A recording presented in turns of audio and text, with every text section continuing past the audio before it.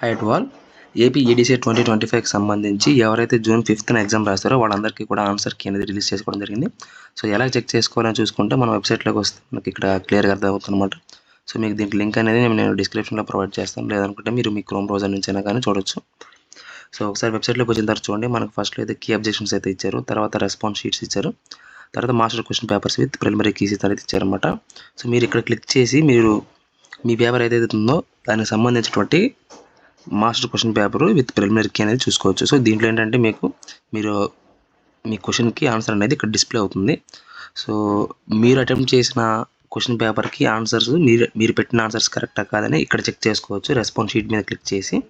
So మీరు response sheet మీద click చేయండి.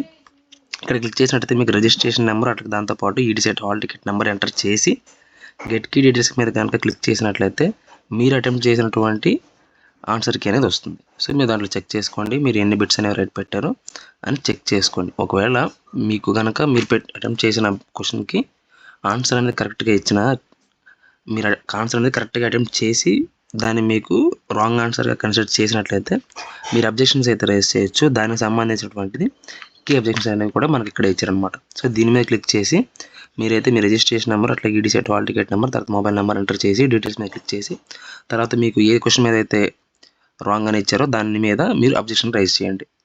సో ఇదన్నమాట. మీకు ఇంకేమైనా డౌట్స్ ఉన్నట్టయితే కింద ఒకసారి కమెంట్ చేయండి.